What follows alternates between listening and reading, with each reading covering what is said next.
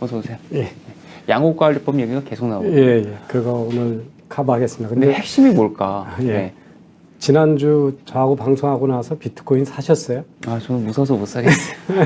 그때 27,000불이었거든요. 네. 예, 지금 3만 불 넘었잖아요. 제가 3만 불 넘어간다고 네, 네. 장담해놓고 그죠, 기사도 한동안 나오고. 28,000불로 옆으로 가서 네. 제가 괜한 소리 했는가 보다 걱정을 했는데 드디어 3만 불이 넘어갔습니다. 그러니까 네. 제 말 믿고 그날 바로 사셨으면 한 12% 네, 네. 일주일 사이에 12%씩 내실 수 있었습니다. 아, 맞습니다.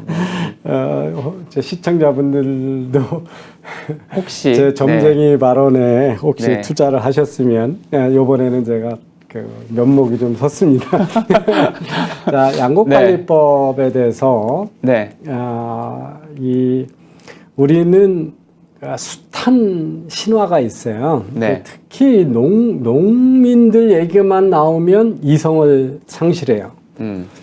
그래서 이게 얼마나 왜곡된 시장이고 우리가 억울하게 사 먹고 있는지 네. 세금이 낭비되는지 잘 몰라요. 뭐 여러분 많이 보셨겠지만 1990년에 비해서 지금 한 30년 후에 네. 우리가 1인당 쌀 소비하는 연간 소비량이 반으로 줄었거든요. 반 네. 이하로 줄었습니다. 근데 이제 연간 57kg 먹는다 이러면 잘 네. 얼마량인지 잘 모르잖아요. 그래서 하루 먹는 양을 보면 162g이 2019년이에요. 근데 네. 지금은 이제 160g도 안 돼요. 근데 저 190g이 우리 즉석밥 한 공기거든요. 네. 그러니까 하루에 한 공기도 안 드시는 거예요. 우리 국민이. 그러면 소비가 계속 줄었죠. 그렇죠. 그러면 딴 나라에서 비싸게 사주면 상관없죠. 많이 생산해도. 네. 근데 우리는 한 톨도 수출을 못 합니다. 쌀을. 왜 그런가요? 가격이 비싸서. 어떠냐면 이거 네. 보시면 소비가 저렇게 계속 주는데 생산량이 변화가 없어요. 비정상이죠. 아, 참. 이게 잘못됐던 겁니다. 이게 우리나라의 네. 잘못된 거거든요. 네. 이럼에도 불구하고 이게 이제 뭐냐면 정부가 쌀 생산에 대해서 간접 보조금을 많이 줘서 그러거든요. 직불금이나 간접이나. 근데 문재인 대통령이 저 대통령 되기 전에 선거 공약이 이 직불금제 확대하는 거였어요. 돈 더 주겠다고 그래요. 이게 네. 그랬는데 대통령 되고 보니까 이렇게 못 하겠는 거예요. 그래서 공약을 파기를 했어요. 네. 그래서 여기 밑에 보시면 생산량이 그 이후에 문정권 내내 줄었어요. 생산량도 줄고 줄었고. 소비량도 줄었죠. 네네. 그런데 이제 45,000원, 46,000원 가던 게 20kg 단위로 위에 거 보시면 이게 2020년에 가격이 확 뛰었어요. 56,000원으로. 네. 그러면 저게 비정상적 가격이라고 해야 되는데 그게 이제 내려가서 지금 팍 뛰기 전 4만 원대 가격으로 떨어졌거든요. 네. 그랬더니 이제 농민단체가 난리가 난 거예요. 그러니까 전년대하고 기준을 하면 뭐 30%나 24%나 떨어졌다 이런 얘기를 하는 거예요. 그 전에 갑자기 올라간 건 생각 안 하고요. 그죠? 예. 그렇죠. 그래서 이제 아우성을 쳐요. 이거 언론도 다 비슷해. 그래서 이 생산량이 계속 줄어간 거는 432만 톤에서 350만 톤까지 2020년까지 이건 정상화되는 네네. 과정이에요. 그죠? 네. 소비가 줄으니까 생산량이 줄어야 되잖아요. 네. 그래서 지난 민주당 정부가 공약을 파기하고 생산을 덜 하게끔 유도하는 정책을 썼던 거예요. 네. 근데 갑자기 지금 민주당이 문재인 물러나고 나서 이걸 완전히 더 뒤집어 가지고 이제 가격이 떨어지면 네. 더 많이 강제로 정부가 사줘야 된다. 이제 이런 법안을 지금 양국관리법을 만든 거거든요. 네. 근데 우리가 저 가격이 얼마냐 하면 저게 이제 아까 5만 원이라는 게 20kg 기준이거든요. 네. 그래서 키로당 2,500원이에요. 쌀값이. 네.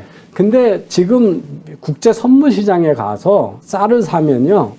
저 미국 기준으로 돼 있어서 100파운드당 17불이에요. 키로당 500원이에요. 510원.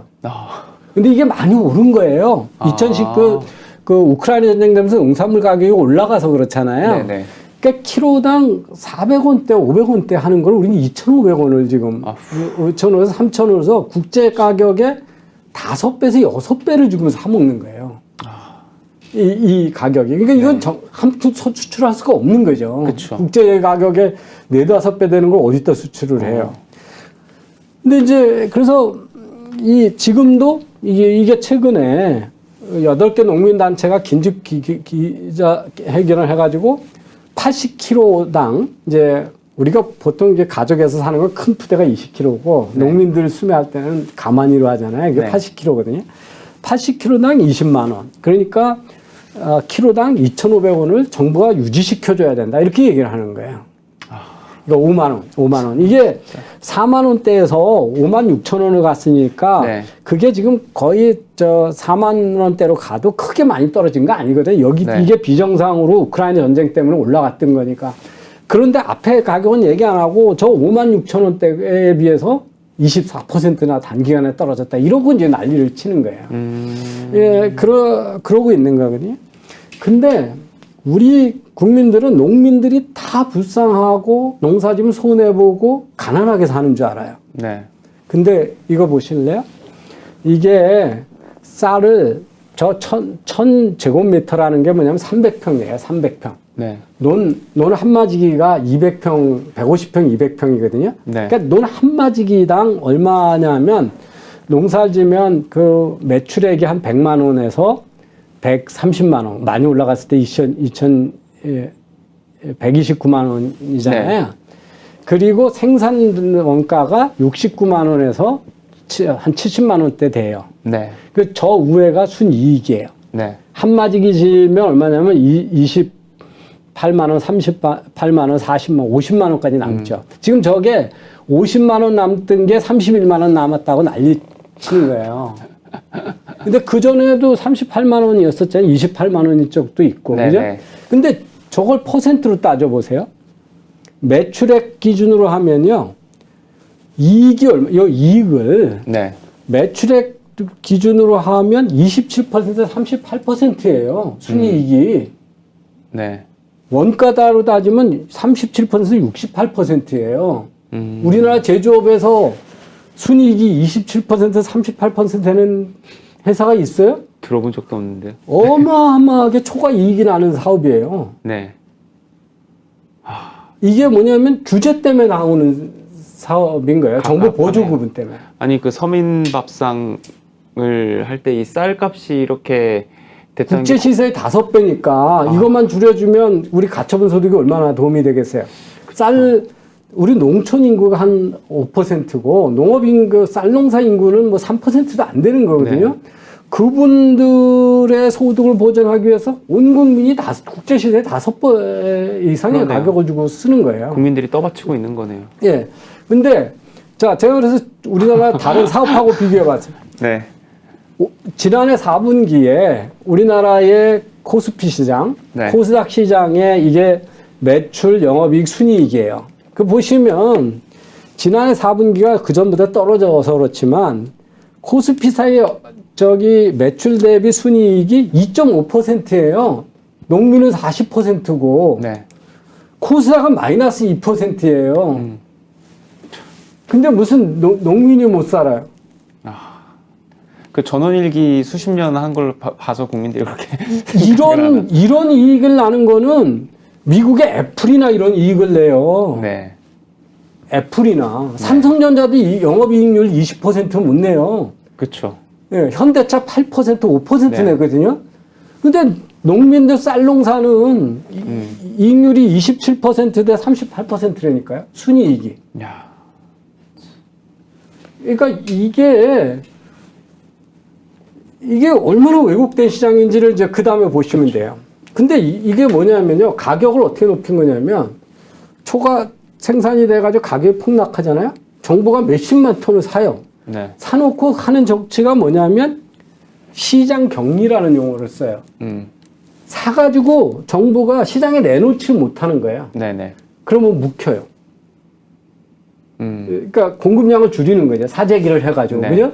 근데 쌀은 언제가 제일 맛있고 가격이 높죠? 햇살이죠. 1년 지나면 상품 가치 그냥 반이 이하로 떨어지는 거예요. 그건 술을 만들든 과자를 만들든 밥을 먹든 똑같아요. 농산물은 그렇거든요. 오래 네. 묵으면 가치가 뭐 견과류 아닌 다음에야 뚝뚝 떨어지거든요. 네. 예, 우리 햇살하고 아닌 쌀하고 밥맛이 얼마나 차이 나는지 잘 아시잖아요. 네. 이게 쌀 농사가요. 우리는 논에다 짓지만 미국 같은 나라는 밭에다 짓거든요. 네. 그냥 비행기에서 뿌려요. 근데 이게 못 사는 나라가 저 논에서 하거든요. 그게 이제 수확량이 좋거든요. 네. 근데 이게 전 세계의 쌀 농사가 배출하는 그 기후 환경 영향을 미치는 메탄이나 이산화질소 그 같은 것들이 세계에 있는 평균 석탄 발전소 1,200개가 내놓는 그 기후 변화 가스량보다 많아요. 그리고 전 세계 물 부족이라고 그러잖아요. 네네. 우리도 맨날 뭐 유엔이 정한 물 부족 국가 그러잖아요. 이게 물을 얼마나 많이 써요, 그죠? 그렇죠. 그래서 이게 환경적으로도 그렇게 좋은 게 아니에요, 쌀 네네. 농사가. 쌀 농사가. 근데 이거를 먹지도 않고 쓸 데도 없는데 매년 어마어마하게 초과 생산을 하고 있는 거예요, 대한민국이. 팔 데도 없고. 그래서 이게 쌀 직분제 가격이라는 거예요. 이게 뭐냐면 시장의 최소 가격, 최저임금하고 똑같아요. 그게 뭐냐면 정부가 아무 기준도 없이 농민들 먹고 살기 위해서 정치가 압력해서 목표 가격을 정해요. 목표 가격이면 국제 가격하고 비슷해야 그게 타당할 거 아니에요, 그죠? 그렇죠. 근데 국제 가격의 5배를 목표 가격으로 설정해놔요. 지금 아까 지금 20만 원, 18만 원 네. 이렇게 해요. 근데 그래가지고 실제 이제 풍작이 돼가지고 가격이 떨어지잖아요. 그럼 목표 가격의 85%는 무조건 정부가 보존해줘야 돼. 직불금으로 돈을 주는 거야. 이거 완전 국민한테 강탈하는 거잖아요, 다. 그 정부가 무조건 사든 안 사든 우선 이건 사는 게 아니고 가격이 20만 원으로 해놨는데 20만 원이 안 되잖아요. 그러면 10만 원이라 그러면 20만 원에 정한 85%니까 16만 5천 원가, 10만 원이니까 그 6만 5천 원에 해당하는 거 차이. 그러니까 국민들이 값싸게 먹을 수 있을 기회를 다 박탈하는 것인데다가 그리고 또 정부 예산 써가지고 이거 또 그냥 이 짓을 하는 거예요, 거잖아요. 현금으로. 그러니까 이 짓을 하는 거잖아요. 이거 사지도 않고 이건 직불금은 사는 게 아니고 그냥 현금을 주는 거예요. 가격이 너무 떨어졌으니까 당시 수입이 적으니까 야. 저 정치권에서 정한 목표 가격의 85%에 해당. 그러니까 지금 자 10만 원이라고 정했어요. 그 85%면 8만 5천 원이어야 되잖아요. 네네. 근데 가격이 5만 원밖에 안 된다 그러면 한 가마니당 그 8만 5천 원에서 5만 원을 뺀 3만 5천 원씩에 해당되는 금액을 그냥 현금으로 주는 거예요. 그러니까 매우 준다는 거네요. 예, 무조건 주는 거예요. 예. 그래서 그러면 근데 이게 얼마나 하면 이렇게 늘어나고 있었던 거예요. 야. 그러니까 생산량이 안 주는 거죠. 네. 농사 지으면 이게요. 무조건 정부가 주니까. 아니 그럼 이게 2005년부터 시행된 거면 그 전에는 없었다는 얘기인가요? 이런 비슷한 없었던 게? 게 직불금제도가. 그러다가 이게 이제 이런 게 언제 생기냐면 칠레하고 FTA하고 이럴 때 생겨요. 농민들이 들고 일어나니까 달래려고 이제 윤기영합으로 나서는 거예요. 이런 거. 그다음에 우리나라가 저 김영삼 시절에 WTO 체제하면서 쌀 시장 개방했거든요. 네. 이때 달래느라고 이런 제도를 만들어요. 그래가지고 그러니까 어떻게 되냐면 이게 이제 2016년에 2조 3천억을 그냥 현금으로 농민들한테 쌀을 사는 것도 아니고 가격이 너무 낮으니까 현금으로 주는 거예요. 현금으로 줘요. 근데 이게 WTO가 제시한 농가당 보조금 상한선을 돌파해버린 거예요. 이렇게 많은 돈을 줄 수가 없어요. 네. 그래서 문재인 정부에서 직불금 제도를 더 확대하겠다고 그래놓고도 그걸 줄이는 쪽으로 개편을 한 거예요. 그래서 근데 이게 어떻게 되냐면 이렇잖아요. 수요가 없고 시장이 없는데 생산만 하면 수입이 생기니까 그렇죠. 점점 더 심으려고 그럴 거 아니에요. 그렇죠. 그러면 초과 생산이 되면 점점 가격이 떨어지니까 가격이 떨어질수록 직불금은 많이 줘야 되잖아요. 그 갭은 커지고 그건 점점 메워주는 거니까. 점점 메워주는 거. 그럼 그 다음에 더 많이 생산하면 더 많이 줘야 되잖아요. 야. 그러니까 이 직불금 생산은 과잉 생산을 유도하고 직불금 확대의 악순환이 계속이 된 거예요. 그게 이거예요. 이게. 아니 아까 전에 이제 앞에 그래프 보여주셨을 때도 뭐 그 소비량 이런 거는 주는데 그 밑에 그 막대 그래프는 생산 면적이었거든요. 예, 생산 면적은 안 바뀌더라고요. 줄일 이유가 없는 거죠. 줄이면 바보죠. 근데 이게 어느 거냐면요. 우리나라가요. 농가 소득의 최근 2019년 자료, 19년에서 21년 사이에 보시면 저 보조금이 제일 많은 나라가 아이슬란드, 노르웨이, 스위스, 코리아. 아, 예. 한국. 네. 근데 저 앞에 세 개 나라는 네. 저기도 비슷한데 농업 여건이 되게 안 좋은 나라들이에요. 산악인에다가 아주 추운 데 지역이잖아요. 네. 그죠? 네. 예, 그런데 이 OECD 최근 자료에 보면 우리나라의 직불금이라고 이제 농가 소득의 58.5%는 시장에서 물건을 팔아서 버는 게 아니라 정부 보조금이에요. 보조금이에요. 네네. 예, 이건 이제 쌀만 하는 게 아니라 전체를 다 한 거예요, 농가에. 네. 근데 이게 OECD 평균에 얼마냐 하면 2.7배예요. 우리나라. 3배 정도 보조금이 많아요. 압도적으로 많은 나라, 5나라 중에 우리나라가 한 나라인 거예요. 일본, 한국, 스위스, 노르웨이, 아이슬란드. 이렇게요. 예. 네. 근데 이게 도대체 이 보조금이 마켓 프라이스를 높이려 두 가지를 하고 있는 거예요, 정부가. 직불금을 주고 또 초과 생산이 되면 매입을 해가지고 공급량을 줄여서 또 가격을 올려요. 네. 두 가지로 하거든요. 그러니까 정부가 세금에서 진짜 현금 주는 거 하고 국민들이 비싸게 사주니까 국민들한테 떠넘긴 요금이 두 개가 결합돼 그렇죠. 있잖아요. 그렇죠. 그게 요 마켓 프라이스를 서포팅하는 게 실제 농민이 파는 가격, 농산물 가격의 몇 %냐를 보시면 이게 한국이에요. 밑에가 %예요. 네네. 농민 밑에 보시면 74%, 63%, 네. 60%, 70%. 그러니까 농민 수입의 100이면 네. 70%는 국민 또는 세금으로 준 거예요. 자기가 생산한 건 30%밖에 네. 안 되는 거예요. 네. 이게 우리나라의 농업의 현실이에요.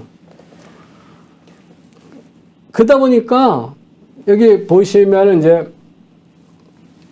여기 중간에 한국이 여기 네 번째 있잖아요. 네네. 저 파란색이 뭐냐면 시장 가격을 인위로 높여가지고 소비자한테 가격을 전가한 거야. 네. 그리고 회색이 직불금으로 준 돈이에요. 그러니까 뭐냐면 농민들이 농산물 수입의 70%가 네. 그 직불금이라고 하는 정부의 보조금하고 국민들이 비싸게 사주는 거로 메꿔지는데 어느 게 모든 나라에서 저 파란색 비중이 가장 높은 나라가 대한민국이에요. 그러니까 온 국민이 가장 비싸게 사주는 거예요. 아, 그러네요. 이게 확실히 파란색 그 예. 면적이 제일 압도적이네요. 예, 마켓 프라이스 서포트라고 네네네. 하죠. 그죠? 예, 그래서 우리가 얼마나 웃기냐면요. 참깨 이런 거 수입을 못하게 해가지고 국제시세의 20배 이래요. 그러니까 얼마나 국민들이 농산물을 비싸게 식품을 사 먹는지를 지금 알게 되는 거예요. 네. 쌀도 4-5배 사 먹는 거예요. 이야. 근데 보시면 네. 농촌의 그 농업 생산성이 GDP에 차지하는 걸 보시면 저 맨 위에 있는 게 필리핀이에요. 쌀 농사 제일 많이 농업 국가잖아요. 그죠? 네. 인도네시아 농업 국가죠. 중국 있죠. 터키 있죠. 그 다음에 한국이에요. 산업화된 나라에서는 우리나라가 지금 실제적으로 한 2% 되는데 저렇게 농업의 GDP 비중이 높을 수가 없어요. 그러니까 농촌이 잘 살면 못 사는 나라인 거예요. 저 보세요. 저 위에 있는 나라 다 후진국이잖아요. 우리보다. 그죠? 네. 우리가 제대로 된 나라라고 생각하는 나라에 비해서 우리나라의 농업 비중이 어떻게 높은 거예요. 농민도 너무 많은 거고. 프랑스는 안 보이네요. 네, 뭐, 왜냐면 이제 전교조 교사들이 네. 학생들한테 프랑스 얘기를 많이 하면서 식량 주권 막 운운하거든요. 지금 민주당도 식량 주권 운운하지 않습니까? 그러니까 그 전교조 교사들이 학생들한테 선동할 때 어떻게 가르치냐면 쌀부터 해갖고 다 우리가 농사지은 거 우리가 해야 그러니까 된다. 식량 주권을 100% 확보하고 있는 나라는 전 세계 하나도 없어요. 그러면서 프랑스가 유럽에서도 가장 그거를 많이 그 생산을 그래도 많이 하는 나라이고 그러면서 이제 그 나라마다 환경이 다르니까 그런 거죠. 그런데 그런 이제 학생들한테 어떻게 또 선동을 하냐면 반도체 씹어 먹을 수 있어? 이러면서 네, 그 이제 아주 바보 같은 얘기죠. 반도체만 하겠다고 해갖고 이 우리 농업을 포기할 수는 없어. 그래서 반도체 누가 씹어 먹을 농업 수 있어. 포기하래요? 이러면서 근데 포기하는 그렇게 얘기를 얘기를 하거든요. 안 하는데 뭐 식량 무기론이나 네네네. 저기 농업 주권 이런 얘기는 그건 완전히 좌익적인 사고거든요. 네. 개방된 세계 경제에서 식량을 작업하는 나라 하나도 없어요. 그러니까 자기가 재배하기 유리한 식품은 작업이 되지만 그리고 수출도 하지만 한국에도 파프리카 같은 거는 우리 수출하잖아요. 네. 그죠? 예. 그리고 뭐 그 양송이도 버섯도 일본으로 수출하고 그러잖아요. 그렇지만 그 일본이고 어디고 하다못해 농업국가인 브라질도 자기가 생산하는 게 있고 못하는 거는 그러니까 뭐 브라질도 소 이런 거나 그 다 작업하지 또 아보카도 같은 거는 멕시코에서 다 수입을 하는 거잖아요. 네. 그래서 어느 나라나 생산하기 좋은 걸 생산하고 그러니까 우리가 지금 이렇게 다양하게 먹고 사는 거잖아요. 그죠? 네네. 예. 보세요. 이게 이제 오래된 데이터이긴 합니다. 2014년에 보시면요. 이게 햇살이고 1년 전 쌀이고 2년 전 쌀이고 이래요. 아, 참 이게 뭐 하는 건지. 이게 묵은 쌀이 이렇게 많은 거예요. 우리 중에.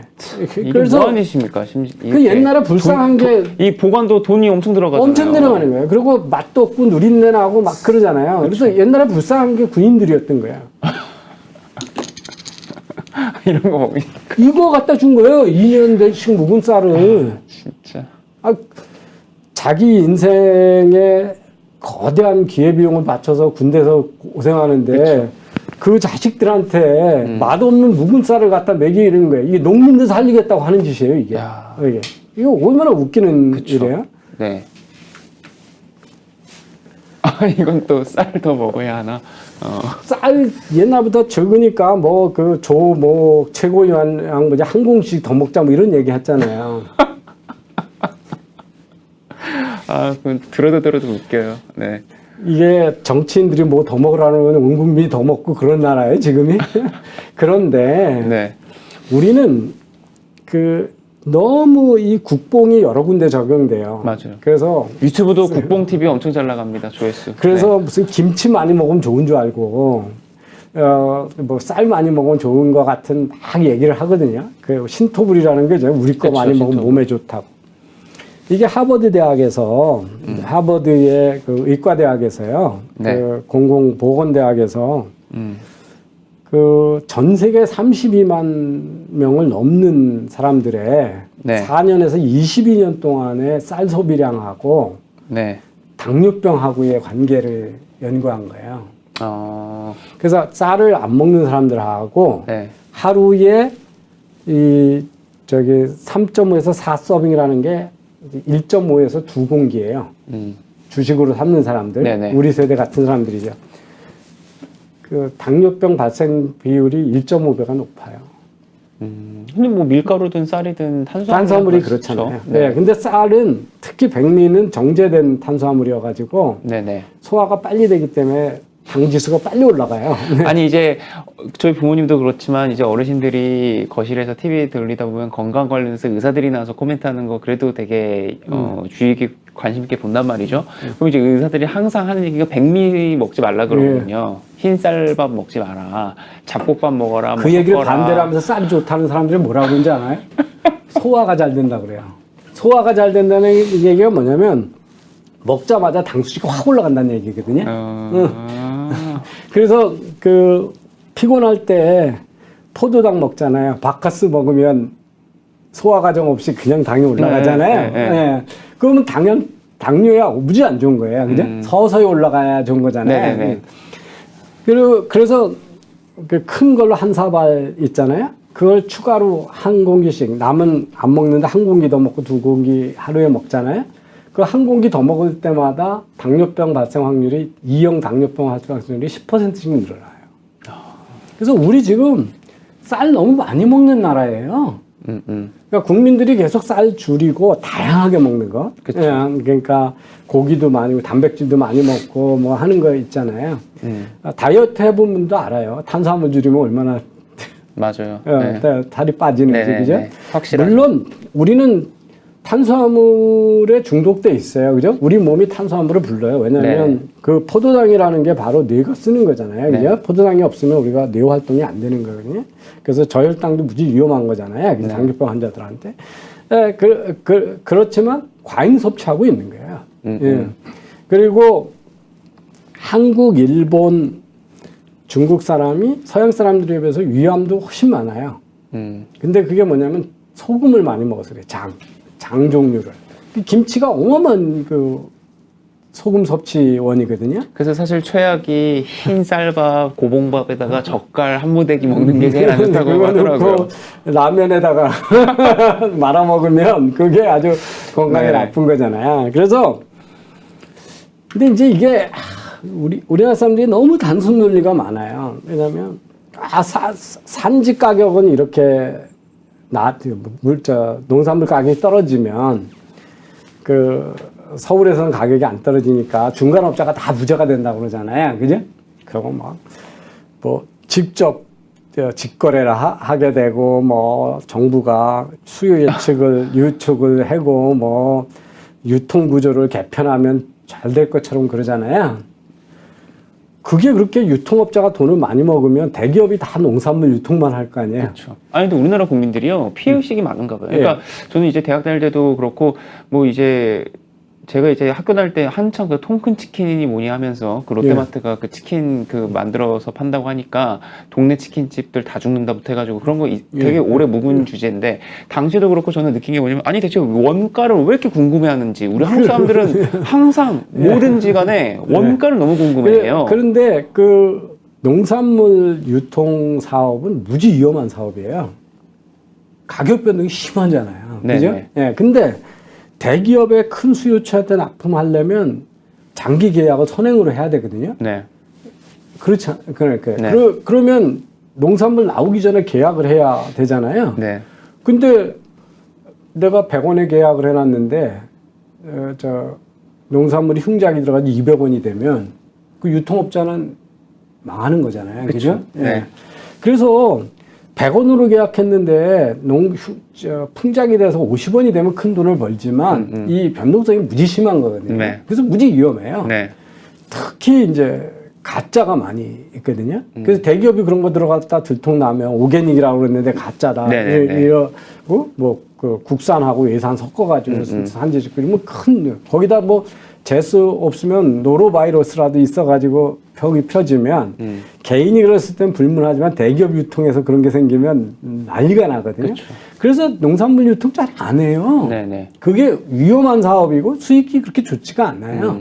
그리고 작은 규모로 해가지고 경제력도 없어요. 네네. 그래서 미국도 보면 메이저들이라고 그래가지고 세계 글로벌 메이저가 몇 개 안 되잖아요. 네. 곡물 메이저가. 네. 근데 보시면 이거예요. 어떤 식품이 농부들이 생산해서 최종 소비가 돼서 식당에서 다 먹는 데까지의 네. 중간에 누가 얼마나 가져가냐고 보면요. 농민이 차지하는 비중은 7%, 14%밖에 안 돼요. 네. 이게 이제 푸드 달러라고 그래가지고 이게 미국의 농산부가 매년 발표하는 거예요. 네. 가격에 따라 달라지겠죠, 그죠? 그래서 이거 미국의 유통산업이 얼마나 선진화돼 있어요, 그죠? 대기업들이 하고 그래도 농민의 목은 안 커져요. 그러니까 이게 농산물의 특징이거든요. 네. 근데 사람들은 예측 모델을 하면 예측이 되는 줄 알아요. 안 돼요, 그죠? 아니 지금 소고기 잘 먹고 있는데 구제역 한번 푸드마우스 디지즈 나오면 사람들 그동안 하나도 안 먹거든요. 그렇죠. 닭 잘 먹다가 조류독감 한번 퍼지고 그러면 닭고기도 오리고기도 안 먹어요. 그걸 어떻게 예측을 해요? 네. 예. 그래서 이 특징이 이제 그렇다는 거고요. 그래서 지금 아주 극단적인 보조금으로 시장 왜곡을 해서 국제 가격에 비해서 너무 비싼 데다가 그냥 국민 혈세를 아무 가치 없는 일에다가 그냥 마구 퍼넣는 거예요. 갖다 버리는 거하고 똑같아요, 이게. 그렇잖아요. 소비 안 될 상품을 사가지고 시장에다 내놓지도 못하고 격리시킨다는 거예요. 묵은 쌀을 만들어가지고 그거 사료로 만들어라, 쌀로 술 빚어라, 뭐 별짓 하는데도 수요가 안 나와요. 그게 결국 버려요, 썩은 거. 이게 이거 얼마나 적어요. 그리고 온 국민은 국제 시세의 4배에서 5배 쌀을 사 먹고 있는 거예요. 그리고 그 세금은 그렇게 많이 낭비가 되고. 근데 이걸 앞으로 더 무제한 강제로 다 수매를 해주라는 거예요. 그게 이제 그러니까 직불금뿐만 아니라 네. 그 민주당이 내는 양곡관리법이라는 게 무조건 강제 휴매를 해주라는 거예요. 수매를 해주라는 거예요. 그러니까 두 가지 다 하라는 거죠. 직불금도 하고 강제 수매도 해줘서 그러니까 가격을 대통령이 유지하고. 대통령이 거부권을 행사할 수밖에 없는 내용이죠. 없는 거죠. 아까 저 과거의 데이터에 봤지만 이 직불금제하고 강제 수매가 되면 점점점 필요 없는 거를 많이 생산하게 돼서 가격은 점점 더 폭락하고 그럼 직불금하고 구매량은 점점 늘려서 정부 예산 낭비가 점점 커질 수밖에 없는 악순환 구조잖아요. 네네. 그죠? 네. 예. 그러니까 수요가 없는 상품은 생산이 안 되게 해야 맞는 거죠. 그죠? 예. 미국의 농민이 전체 국민의 1.3% 정도 되거든요. 1% 미만으로 떨어질 때도 있어요. 네. 그러니까 우리 지금 5% 이건 너무 많은 거예요. 너무 많은 거예요. 그러니까 쌀 재배 면적이 줄어야지. 줄어야지. 예, 그러려면 이제 어떻게 하냐면 절대 농지 제도라고 하는 거하고 그 경제 유진화 법칙으로 농민 아니면 농지를 못 갖게 하는 이 제도들이 철폐가 돼야 돼요. 네네. 그 땅을 경제에 유리한 땅으로 자유롭게 전환할 수 있어야 돼요. 온 국민이 그렇게 골프 치고 싶어 하는데 평지에다 농지에다 골프장 못 만들게 하잖아요. 네. 그죠? 거긴 집도 못 져요. 그게 그래서 온갖 비리의 온상이야.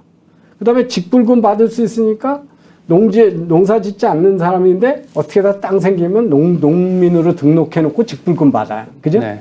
그래서 장관들들 옛날에 보면 맨날 주민등록법 위반이죠. 그죠? 위장 농민들이 많아가지고. 그러면 또 변명 아주 치사하게 하죠. 뭐.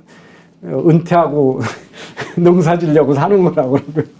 아니 문재인 정부 이제 부동산 정책 같은 것도 보면 전세니 뭐니 하면서 실거주만 하고 그게 아니면 다 페널티 준다 그러고 난리였었잖아요. 예. 그 당시 이제 서울대 국사학과 모 교수가 한겨레에 쓴 칼럼이 경자 유전의 원칙을 이 부동산에도 적용하는 게 얼마나 근데 전 세계 중요하냐. 그 법이 그런 식으로 또 얘기를 하니까 좀 또 기절하겠는데. 서울대 이상한 사람들 많잖아요. 서울대 네. 교수 중에. 아니 경자 유전의 법칙을 가지고 있는 나라가 대한민국이 유일합니다. 근데 그거를 또 부동산 그 아파트 거주에 있어서도 그대로 해야 된다는 거예요. 그러니까 저 진영의 사람들의 이 뇌 회로가 아니, 그러면 돌아가는구나. 한 사람이 한 채의 집밖에 못 가지면 네, 집을 살 수 없는 사람은 어디 가서 살으라는 거예요? 그렇죠. 그 임대시장. 누가 공급을 하는 거예요? 그러니까 그건 많이 안 되는 거잖아요. 네. 갓 대학 들어가면 대개 외국에서는 부모하고 헤어져서 이제 성인이 되면 독립해야 되잖아요. 근데 네. 직장 막 시작하는 사람이 무슨 재주로 서울에서 집을 다 사요? 그렇죠. 예. 그리고 외국인은 어떻게 와서 어디 가서 살으라는 거예요? 그리고 나 지금 가족은 여기 있는데 부산에 잠시 발령받으면 또 출장 가서 몇 달 있어야 되면 네. 그거 어디 가서 살으라는 거예요? 글쎄 말이에요. 그 말도 안 되는 이야기들을 지금 하고 있는 거예요. 그리고 그렇게 얘기하는 자가 소유의 그 길을 어쨌든 이 국민들이 다들 이제 자가 소유를 바라니까 우리나라 국민들이 그러니까 전세라고 하는 것도 그거를 거쳐서 집을 살 수 있는 기회를 주는 것 중에 하나였잖아요, 전세가. 네. 근데 참 네, 또 채팅창에서는 지금 앞에 있었던 방송 정광훈 목사 관련한 방송에 대한 이 논쟁이 붙었어요. 네, 논쟁과 또 그거에 대한 말씀을 많이 하고 계시네요. 네. 네. 그러면 이제 원래 그 암호화폐 블록체인 이어가보죠. 이어가도록 하겠습니다. 이제 지난번에 투자에 대한 이해 말씀을 드렸고 지금까지도 이제 계속 지금 자본시장은 뭐 출렁출렁해요. 그래서 어제 미국의 그 물가 지수 통계가 발표가 됐죠. 그래서 2년 만에 인플레이션이 가장 낮은 소비자 물가 CPI가 이제 5%로 2월 달에 6%에서 1%나 떨어졌거든요. 그런데 이제 거의 많이 떨어진 게 농산물하고 에너지 가격이고 그 소위 우리가 근원 물가라고 하는 코어 프라이스 인덱스, 그러니까 에너지하고 식품 가격 빼놓은 그거는 5.4%여가지고 아직도 인플레이션이 좀 높다. 뭐, 이렇게 두 가지로 부정적으로 보는 것 같아요. 그러니까 하나는 이제, 리세션이 진짜 오는 것 같다라고 하는 불안. 그러니까 기업들의 수익성이 너무 떨어지니까, 그거하고 그러면서 이제, 어제 미국 증시가 안 좋았어요. 대체적으로 다 마이너스로 돌아섰는데, 암호자산은 그냥 3만 불 올라가고 거기서 지금 요 횡보를 하고 있어요. 그래서 그거 얘기를 했는데 이제 오늘은 그럼 과연 이 암호자산이 금융이나 이렇게 경제를 어떻게 바꾸겠다는 거 하고 이게 미래가 어떻게 예상이 된다 그런 얘기를 하겠습니다. 이 DeFi라는 말을 많이 하거든요. Decentralized Finance라고 그래요. 그래서 이게 분산 금융이죠. 그게 뭐냐면 금융회사 없는 금융을 하겠다는 거예요. 그래서 우리 이제 비트코인 같은 암호화폐를 거래를 하면 지금 이제 그 거래 회사인 뭐 업빗이나 빗썸 가서 사시잖아요. 그건 디파이 아니에요. 그건 회사가 거래를 중개해 주는 거거든요. 근데 이제 다른 방법은 회사 없는데 블록체인 그 디센트럴라이즈 익스체인지라고 덱스라고 하는 회사 있어요. 거기 가면 회사는 없어요. 조직만 있고 그 블록체인 그래서 거기서 사는 거 파는 사람한테 직거래를 프로그램에 해줘요. 그래서 이제 그런 거가 분산이에요. 그래서 인터넷의 기본 사상은 원래 분산 네트워크이잖아요. 그리고 정부 간섭 없고 분산돼 있는 게 좋죠. 한 군데 때려도 망가져도 통신 전체가 망가지지 않잖아요. 그다음에 이제 사토시 나카모토가 정부 화폐의 독점을 깨보겠다. 이게 원래 꿈이잖아요. 그죠? 그래서 그러면 이제 이렇게 이해하시면 돼요. 우버가 있어서 아니면 우리 카카오 택시가 있어서 필요한 차 가진 사람이 차를 타고 싶은 사람한테 막 부르면 오잖아요. 근데 카카오라는 회사가 없이 그냥 플랫폼 앱만 있다. 그러면 그게 분산. 이해가 더. 그러니까 우버 없는 우버 플랫폼. 그래서 금융회사 없는 금융 플랫폼. 그게 이제 이 디센트럴라이즈 파이낸스예요. 그러면 금융만 그럴 필요 없죠. 물건도 그렇게 사고 팔면 될 거 아니에요, 그죠?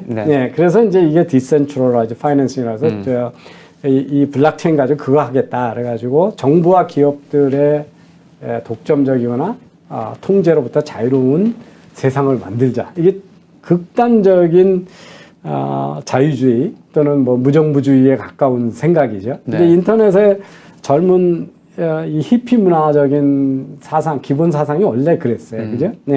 그래서 뭐 이렇게 많은 회사들이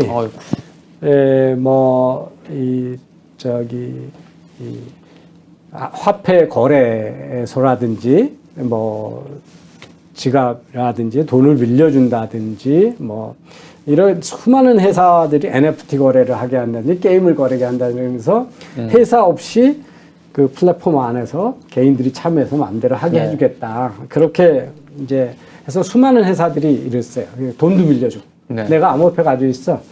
기사님이 돈이 필요해. 그러면 어떤 디파이 랜딩 플랫폼이 있거든요. 거기 가면 나는 몇 퍼센트 빌려줄게 오퍼를 하고 나는 몇 퍼센트 빌려갈게 하고 그러면 프로그램이 매칭해져 가지고 내 돈 블록체인 빌려가 그런 거예요. 그게 이제 디파이 랜딩이에요.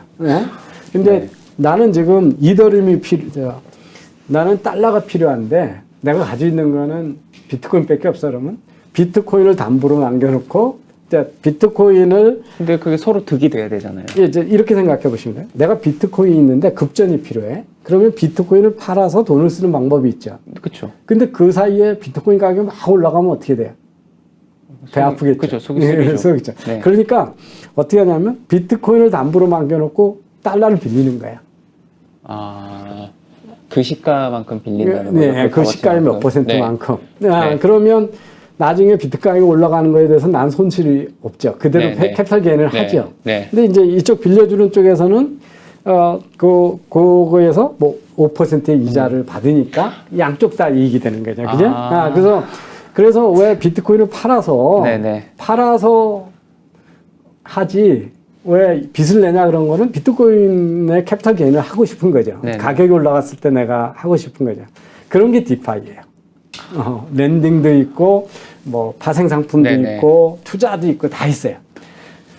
이 디파이 컴퍼니들 리스트 이렇게 보면 그런 회사가 한 3,400개 정도 이 스타트업들이 있어요. 이런 서비스를 개발하고 네. 서비스를 제공하고 있는 회사. 그래서 이게 이제 금융을 다 바꾸겠다. 금융회사 없는 금융을 만들겠다. 많네요. 3,500개 가까이 되네요. 예, 그렇게 돼요. 그래서 이제 이런 게 대표적인 회사들이에요. 네. 그래요. 그러니까 이더리움이라고 하는 블록체인 플랫폼이 있거든요. 그 위에서 이런 어플리케이션들이 디파이낸싱 하는 어플리케이션이 몇 개가 돌아가고 있냐면 600개가 돌아가고 있는 거예요. 네. 그래서 이게 이제 대표적인 그 플랫폼 회사들이에요. 네. 그 위에서 여러 가지 어플리케이션들을 만들거든요. 예.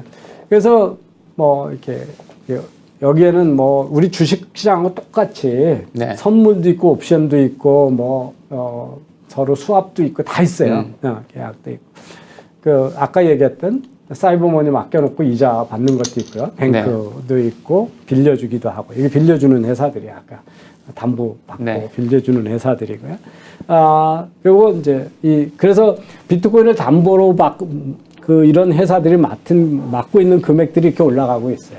담보로 맡기거든요.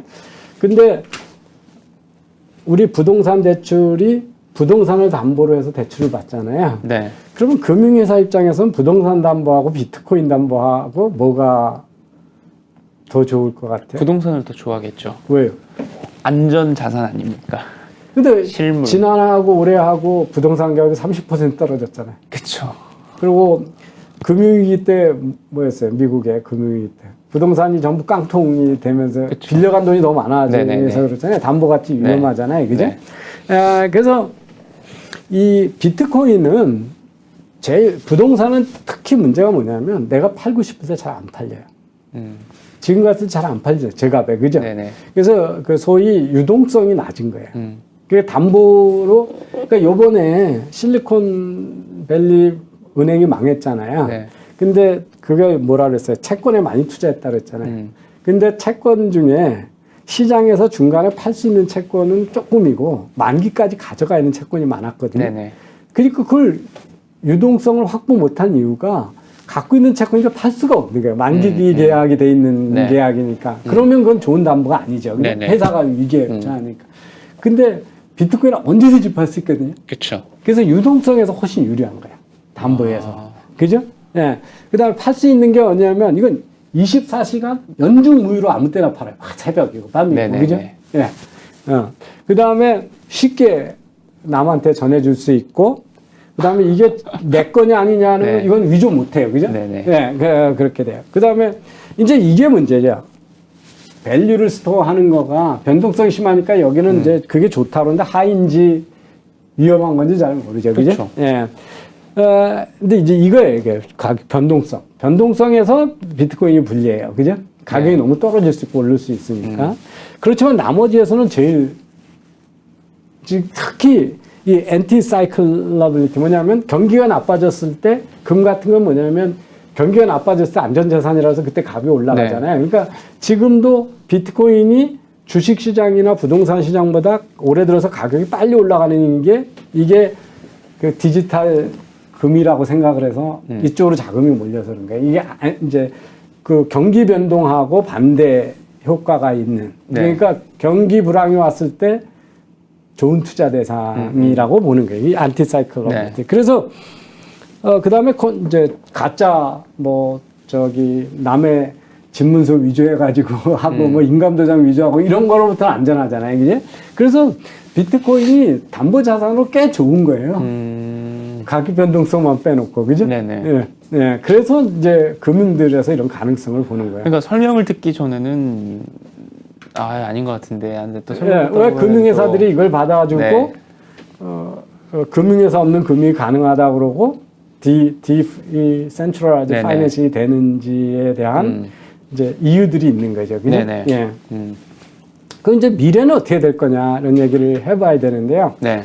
세 개의 중요한 약점들이 있어요. 암호화폐 화폐가 첫 번째 문제예요. 네. 이게 문제는 정부가 이걸 가만 내비둘 거냐 하는 거예요. 그래서 그걸 한번 보시면 이 돈은 항상 권력하고 연관이 돼 있거든요. 정부하고. 네. 예, 그래서 이제 이 책 아주 유명한 책이에요. The Currency of Politics. 그래가지고 화폐에 대한 정치. 그리고 여기 보시면 지금의 정부의 불태화한 화폐, 금본위가 네네네. 아닌 그렇죠. 지멋대로 찍어낼 수 있는 피아트 머니가 없으면 현대 정부는 존재할 수 없다는 거예요. 정부가 지금 힘쓰고 정권이 힘쓰고 국회의원도 힘쓰는 게 뭐예요? 돈 많이 찍어가지고 막 돈 뿌려주는 거잖아요. 그렇죠. 그죠? 예. 네. 재난만 있으면 막 그 핑계로 지역 화폐 만들어낸다고 지금 쌀 아까도 얘기했지만 말도 안 되는데 정부가 빚을 많이 내서 몇 조 돈 거기다가 그냥 직불금 주고 몇 조 들여서 몇 천억이나 몇 조 들여서 쌀 사가지고 묵혀서 버리자는 거잖아요. 네네. 근데 그걸 정부가 돈을 마음대로 찍어낼 수 없으면 절대 할 수 없는 거죠. 그죠? 그렇죠. 네, 네. 그래서 이 현대 정부는 이 지금의 정부 공인화폐가 없이는 존재할 수, 발권력이 없으면 존재할 수 없다라고 하는 거거든요.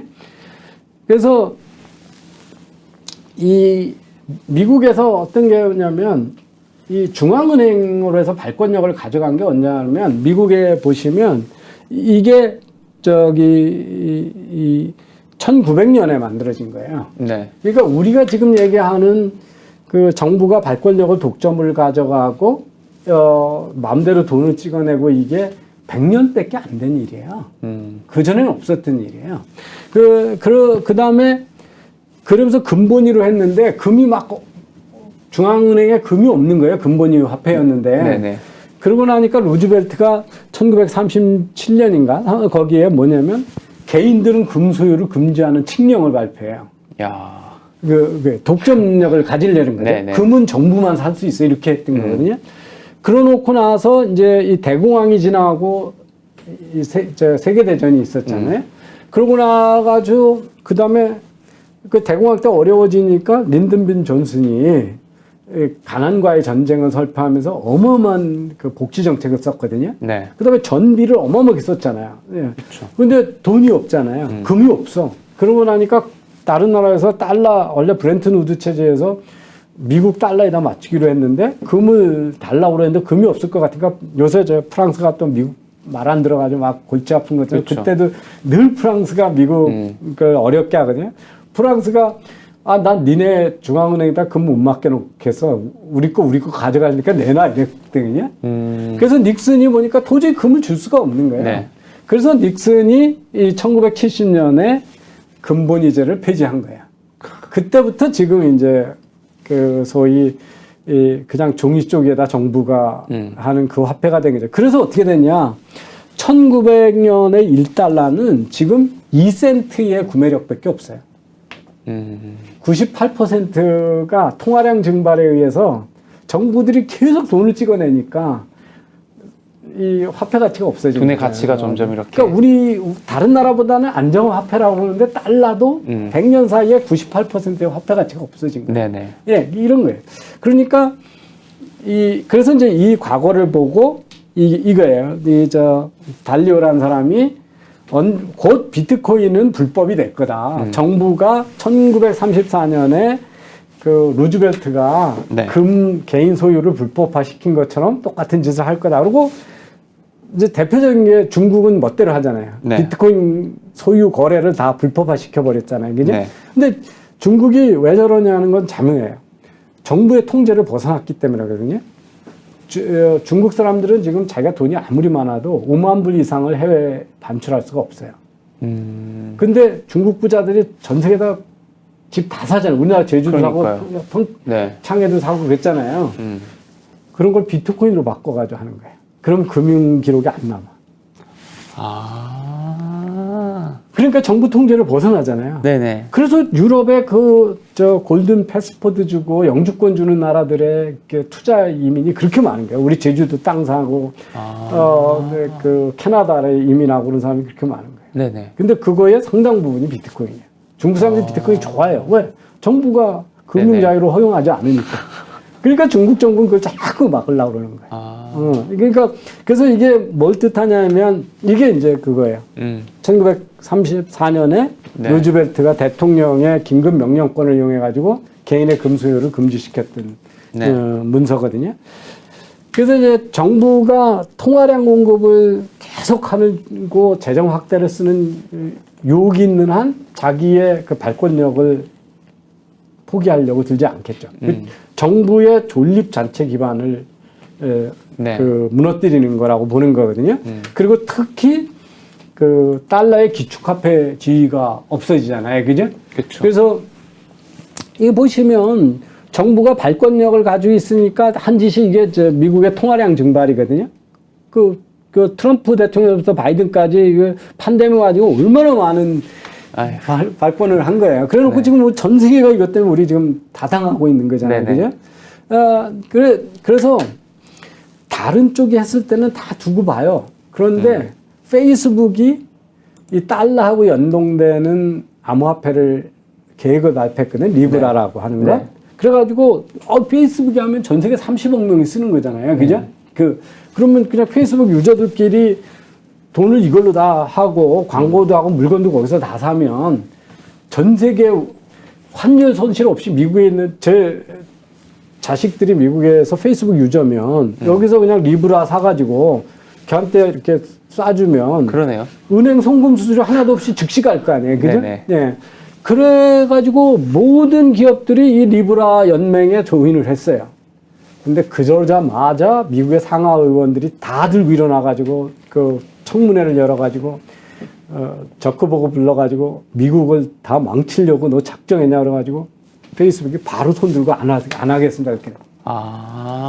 그런 적이 있었네요. 예. 네. 그러니까 이게 이제 가장 큰 위협이죠. 그래서 이런 현상이 뭐냐면 중앙은행이 암호화폐를 직접 만들겠다고 해서 이제 여러 나라가 검토하고 있는 게 사적인 화폐를 죽이려고 하는 갈등 관계죠. 네. 네. 이게 이제 첫 번째 제일 큰 위협이다.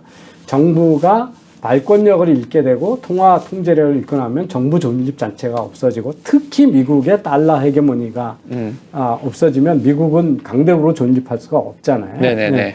네. 그 미국의 달러 헤게모니 기축화폐 지위가 지금 약간 흔들리고 있는 거는 다음에 토픽으로 네네. 제가 다루겠습니다. 근데 어쨌든 그런데 이제 두 번째가 뭐냐면 이게 정말로 디센트럴라이즈된 분산된 회사 없는 중간업자 없는 세상을 만들 수 있을까? 그런 거에 대한 질문이에요. 의문이 있는데. 네. 그래서 보시면 옛날에 우리 소리바다 있었죠. 네. 플랫폼만 제공하고 사람들 거기 돈 안 내고 그렇죠. 음악 서로 주고받게 했었잖아요. 그렇죠.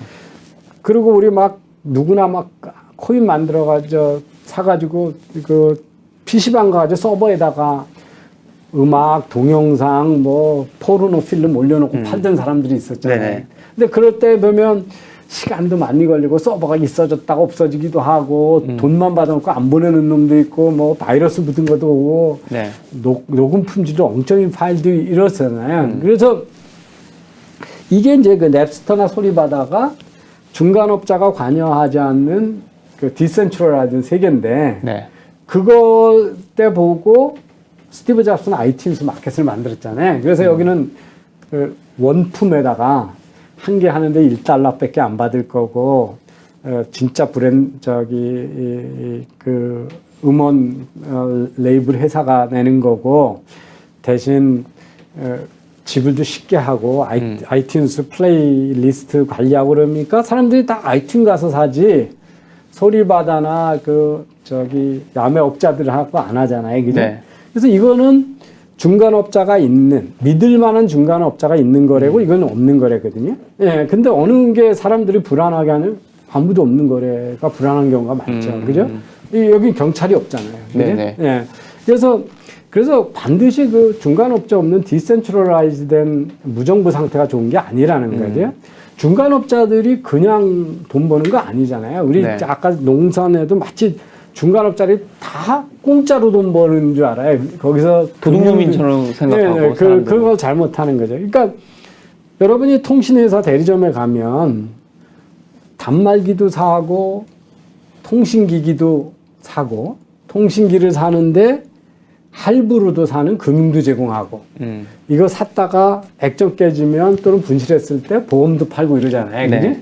그걸 내가 생각해 보세요. 완전 작업자라고 해서 삼성전자에 가서 폰 사고 통신 대리점에 가서 통신 서비스 따로 가입하고 네. 근데 내가 돈이 없으니까 은행에 가서 스스로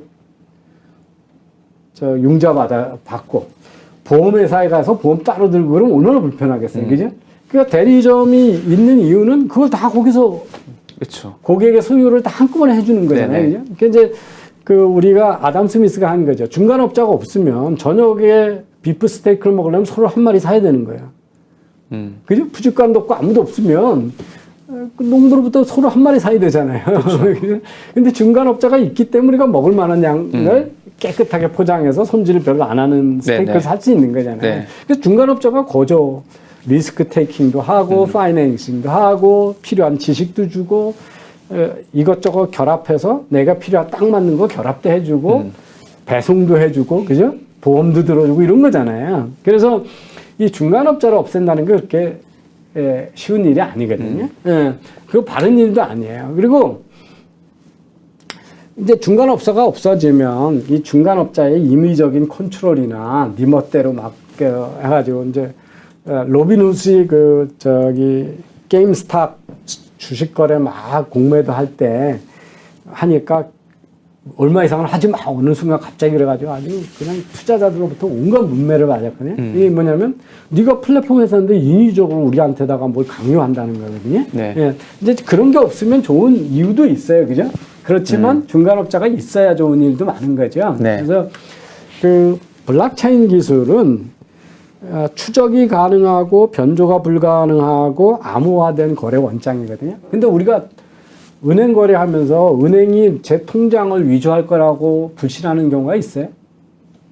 없죠. 없죠. 주식 거래하면서 주식 거래 원장을 위조할 거라고 의심하는 경우가 있어요? 없죠. 없잖아요. 네. 근데 왜 그걸 굳이 블록체인으로 하려고 그러냐? 기술자들이 괜히 아이디어란 세상만 해놓고 비즈니스가 뭔지 모르고 가치가 없는데 가치 있다고 자꾸 주장을 해가지고 킬러 어플리케이션 찾는데 아직도 아무것도 못 찾았다. 이게 이제 진짜 블록체인이 실질적인 가치가 있는 이노베이션이냐. 이게 이제 두 번째 질문이에요. 예. 그래서 우리가 경제에서 거래 원칙을 의심해서 거래를 주저하는 경우가 도대체 얼마나 있냐. 네. 그런 거죠. 예. 그 다음에 이제 우리 정주필도 그런 초부 간에 그런 주장들 많이 네. 하고 정부도 그랬는데 뭐냐면 암호화폐 사기니까 암호화폐 빼고 블록체인을 지원하면 된다 이런 얘기를 많이 했었어요. 우리의 정말 부직한 정책 위반자들이 그런 얘기 했거든요. 근데 이게 뭐냐면 지금 암호화폐는 블록체인에 어플리케이션 하는데 프로젝트에 자금을 대주는 제일 쉬운 방법이에요. 자금을 조달하는데 내가 회사를 차려서 NFT 거래를 하는 한류 영화를 거래하는 시장을 만들고 싶어. 네. 그러면 어떻게 하냐면 자금을 빌려서 하거나 네. 뭐 벤처 캐피탈 회사한테 또 지원을 받아서 해야 되잖아요. 근데 자금을 빌리면 이자를 내야 되죠. 네. 담보대출을 쓰면 이자 안 해줘요. 그죠? 그 다음에 벤처 캐피탈 회사한테 투자를 받으려면 내 지분을 포기해야 돼. 근데 아무 원가 안 드는 코인을 발행하면 사람들이 사줘. 그럼 이자도 없고 지분 주는 것도 없어요. 근데 돈은 들어와. 그죠? 그러니까 지금 블록체인 프로젝트에 가장 좋은 펀딩이 코인 파는 거예요. 그 코인 때문에 저렇게 많은 디파이 회사나 블록체인이나 암호화폐 회사들이 생긴 거예요. 네. 그리고 온갖 실험이 지금 일어나고 있는 거잖아요. 그죠? 네네. 그래서 그럼 그게 없으면 펀딩이 없으면 누가 펀딩을 할 거냐? 안 이루어지죠. 펀딩. 안 일어나요. 안 일어나고 그래서 이거는 솔로몬이 뭐 애 반 갈라서 가져라 그 얘기하고 똑같아요. 가를 수 없는 거 자꾸 갈라야 된다고 생각해요. 만약에 닷컴 열풍이 불었을 때 너나 없이 막 그 닷컴이라 붙은 회사에다 투자 열풍이 불어서 지금의 네이버가 생겼고 카카오가 생기고 구글이 생기고 아마존이 생겼잖아요. 네. 그때 투자 열풍이 없어서 아무도 돈을 안 대줬으면 그 회사들이 어떻게 생겼을까요? 그죠? 안 되잖아요. 그래서 이 코인하고 그거를 구분할 수가 없어요. 구분한다는 것도 이쪽에 펀딩 메커니즘을 잘 모르는 거 하는 얘기야. 근데 세 번째는 블록체인 자체가 이게 정말 성숙된 기술이냐, 이거 성능이 제대로 나오냐 하는 문제예요. 근데 여러분 스마트폰 우리 너무 고맙게 쓰고 있죠. 네. 근데 휴대폰이 언제 처음 나왔죠? 이동성 있는 폰이 언제 처음 나왔죠? 모토로라가 카폰이라는 걸 만들었을 때가 그쵸. 처음이에요. 그게 거의 벽돌 크기였거든요. 70년대 말인가요? 언젠가요? 그래서 그게 30년 이상 점점 좋아지다가 아이폰이 나온 거예요. 네네. 그러니까 컨셉은 일찍 됐지만 기술이 그렇게 생각만큼 빨리 진보 안 하는 거죠. 시리가 나왔을 때 인공지능 세상이 금방 오는 줄 알았어요. 네. 지금까지 안 왔었죠. 그쵸. 그죠? 예. 그러니까 이런 일이 너무 많아요. 그 블록체인도 똑같은 거예요. 이게 정말 전 세계의 금융거래나 상하급 거래를 다 지원할 만큼 성능이 있는 기술이냐에 대한 의문이 많아요. 그래서 이제 제가 예를 들면 이런 거예요. 아까 우리가 빗썸에다가 어떤 업빗에서 또는 미국의 코인베이스에다 암호화폐 거래를 하면 네. 그건 그냥 기자님이 거기다 전자지갑 만들고 그냥 구자 만들고 재구자를 만들어서 제가 가지고 있던 비트코인을 만약에 투자를 하면 거래를 하면 제가 팔겠다 그러고 사겠다 그러면 저한테 있던 비트코인을 김 기자님 구자에다가 옮겨준 네. 거예요. 그리고 그 돈을 저한테 준 거고. 그죠? 그래서 통장 거래하고 똑같아요. 네. 이거는 그냥 일반 금융회사의 거래하고 똑같아요. 이거는 블록체인에서 거래된 게 아니에요. 그런데 네. 이제 만약에 이더리움에서 회사 없이 직접 직거래를 하잖아요. 근데 이더리움도 어떻게 돼요? 블록체인도 누군가는 컴퓨터를 대야 되고 채굴업자가 여기 붙어 있다고 그랬잖아요. 네. 그 수수료를 내는 거를 우리가 그걸 거래를 이러면 거기서 돈을 뜯거든요. 네네네. 예. 회사는 없지만 돈을 뜯어가지고 그 프로그램들이 채굴업자들이나 그 이더리움 블록체인의 프로그램을 관리하고 업데이트하고 개발하는 사람하고 나눠 가져요. 네. 그때 뜯는 돈을 가스라고 그래요, 가스. 이게 수수료예요, 수수료. 거래 수수료거든요. 네네. 근데 거래 수수료가 얼마냐를 이렇게 보시면요. 이런 거예요. 한번 거래할 때 금액과 상관없이 보시면 지금 만약에 지금 업빗의 거래 수수료는 0.05%. 무료라고요? 네. 빗썸은 0.04에서 0.25%. 제가 우리나라가 이런 것들을 제대로 활성화 안 해서 미국의 로빈훗이나 이런 그 주식 거래, 온라인 주식 거래도 주식 수수료 없거든요. 네네. 그 암호화폐도 수수료 없어요. 어. 그러니까 수수료 하나도 안 내고 거래를 해요. 그러니까 네네. 우리는 저거 억울한 거예요, 사실 우리나라가. 그런데 이거를 그 회사들이 아니라 아까 저런 회사들은 그냥 그 회사 회원들 간의 통장 사이만 거래하는 거예요. 네. 근데 그 회사 없이 직접 이더리움에서 직접 개인 간 거래로 하면 그걸 이제 디센트럴라이즈드 익스체인지라고 해서 네. 덱스라고 그러거든요. 그러면 한 번 거래할 때마다 수수료가 그때 얼마나 업무량이 많이 밀려가지고 채굴업자가 얼마나 많은 전기를 쓰고 컴퓨터 쓰냐에 따라 계속 바뀌어요, 수수료가. 근데 지금 4월 달 제가 13일입니다. 어제 보면 한 번 거래했다 30불이 수수료예요. 아휴. 그럼 저걸 우리나라의 업비트 0.5% 수수료하고 같으려면 얼마를 거래해야 0.05%가 30불이 되냐면 6만 불어치를 거래해야 돼요. 네네. 6만 불보다 작은 거래는 업빗이 싼 거죠. 그죠? 네네. 30불. 그러니까 엄청 높은 거예요, 수수료가. 한 번 거래에 주식 하나 사고 파는데 3만 원 받는 거니까 4만 원. 네네. 그죠? 예. 그래서 이게 되게 비싼 거예요. 그러면 뭐할로 그러니까. 여기서 거래해? 업빗이나 바이낸스에 가서 거래하지. 그죠? 수수료도 무료인데.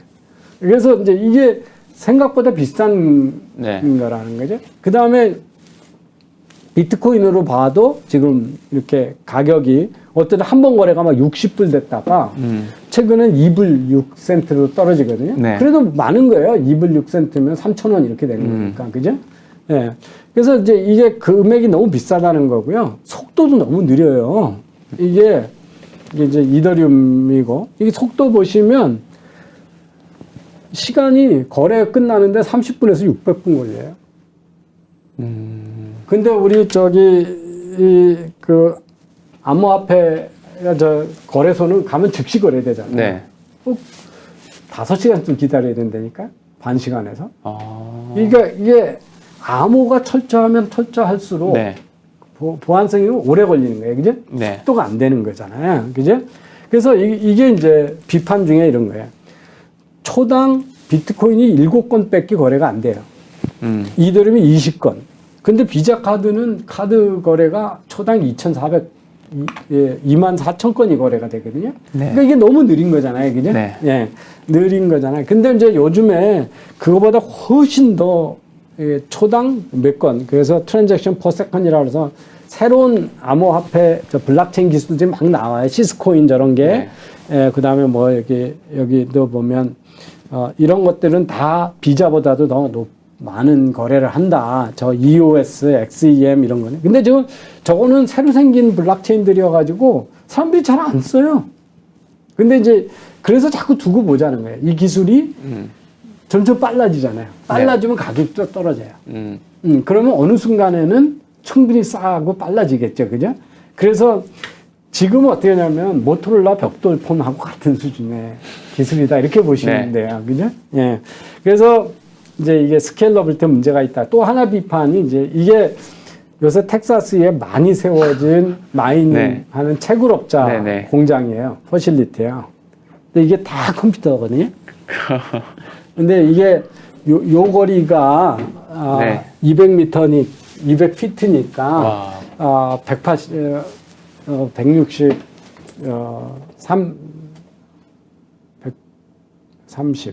60m가 저거니까 이게 얼마나 큰 퍼실리티인지 볼 수 있죠. 그래서 이게 지금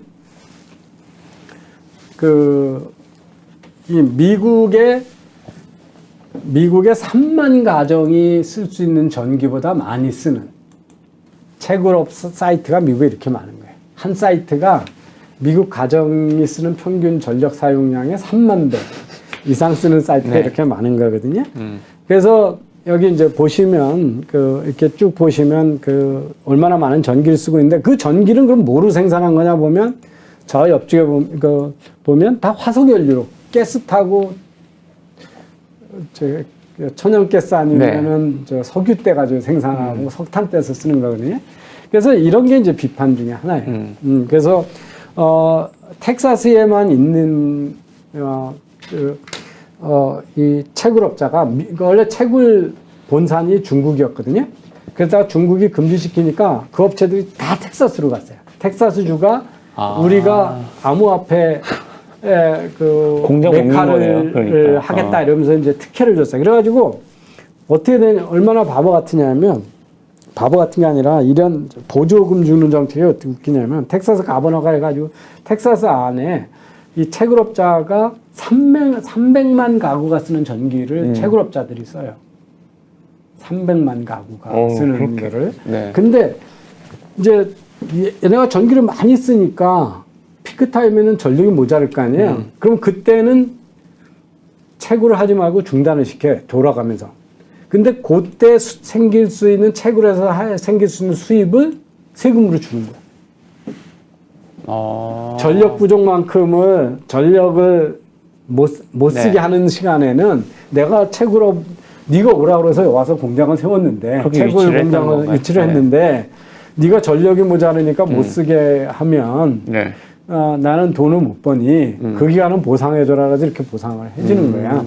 그래서 이제 이게 비판이에요. 전 세계에서 이 채굴업자가 쓰는 게 채굴업자를 쓰는 비트코인에만 들어가는 채굴 전기량이 지금 스위스보다 많거든요. 스위스가 쓰는 것보다. 지금 보시면 스위스, 그리스, 이스라엘, 아일랜드의 전력량보다 훨씬 많이 쓰잖아요. 이게 2019년이에요. 지금 훨씬 더 많이 쓰거든요. 근데 이제 이런 비판이 드니까 요즘 전력을 조금 쓰고 빨리 하는 블록체인이 계속 나오고 있어요. 그래서 기술적으로도 이게 지금 당장 성숙되게 잘 세상을 디센트럴리즘 파이낸스로 바꾸고 지금 우리하고 달랐던 회사와 정부가 없고 금융회사 없는 금융 이런 걸 만들 거냐 그러면 이 기술이 아직 그때까지 못 갔다는 거예요. 아직 개발 중인 기술이다. 그리고 아직도 암호화폐 이외에는 여기서 돈 벌 수 있는 수단을 비즈니스 모델을 못 찾은 거거든요. 그래서 이게 아직 미성숙 시기다. 근데 2000년 초기만 해도 닷컴 회사 중에 온라인으로서 물건 팔아서 돈 버는 회사 하나도 없었거든요. 그 많은 회사들이 생겼다가 다 망하고 살아남은 회사들은 그때부터 돈을 버는 거죠. 그냥 어마어마한 돈을. 그래서 이제 이것도 그래서 이 기술은 현재는 아무도 장담 못해요. 왜 다른 나라가 왜 규제를 안 하고 자꾸 이걸 들여다보고 그렇게 규제라는 얘기가 많은데도 안 하느냐 하면 이 기술이 어떻게 갈지 모르기 때문에 그래요. BM은 뭐죠? 비즈니스 모델. 돈을 어떻게 벌 거냐. 돈을 벌 거냐는 아직 못 찾고 있다는 거예요. 그래서 암호화폐 외에는 지금 못 찾아낸 게 없어요. 그래서 요약해드리면 정부 규제가 제일 큰 위협이에요.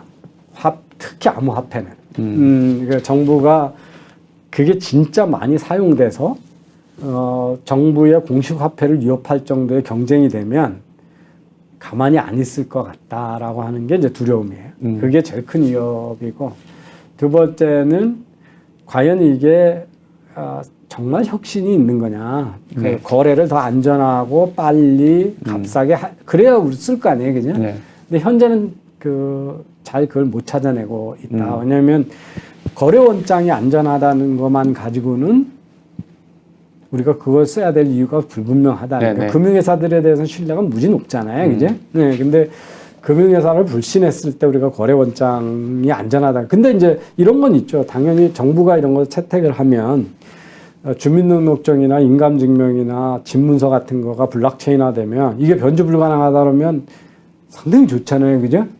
그러면 금융 사기도 없고 부동산 사기도 적을 거 아니에요. 그죠? 특히 같이 우리나라처럼 그 사기가 많은 나라, 사기꾼이 많은 나라에서는 사회 전체 신뢰가 올라가잖아요. 근데 그걸 하려고 보니까 지금 블록체인이 너무 비싸고 전력도 많이 쓰고 느리다는 거예요. 그러니까 지금 그 암호화폐도 블록체인에 안 올리고 그냥 거래소만 거래사를 했죠. 블록체인에 올린 것들은 지금 시간이 뭐 30분에서 5시간 걸리고 그러면 누가 전자상거래 전자정부 이걸 쓰겠어요. 그죠? 네. 그러니까 저게 충분히 빨라지고 값싸지고 전기도 덜 쓰면 그때는 우리가 정부의 공식 문서 같은 것들은 절대 변종을. 그래서 미국의 그 명문 대학들은 우리 옛날에 뭐죠? 타진윤가?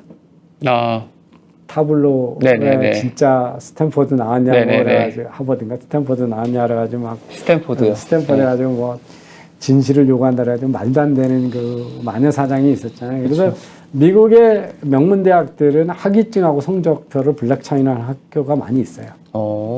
그러면 이제 변조 불가하니까 그거를 보여주면 아무도 그러면 이제 효과가 높을 거라고 그러는데 현재는 아까도 얘기했지만 시간도 비용도 전력 사용도 너무 높다. 그래서 이게 근데 저 거래 속도나 비용 같은 게 하루가 다르게 떨어지고는 있거든요. 그래서 언제 벽돌폰이 아이폰이 되냐, 갤럭시 폰이 되냐 이거를 지켜봐야 되기 때문에 그래서 다른 나라에서도 규제 많이 해야 된다는 얘기들을 많이 하고 반대하는 사람들이 아우성 쳐도 계속 지켜보고 있는 중이에요. 네, 오늘 또 이렇게 이병택의 칼끝 암호화 자산 투자에 대해서 또 이 시장 전반에 대해서 설명을 주셨습니다. 네, 오늘 방송 이 정도로 하겠습니다. 감사합니다. 예.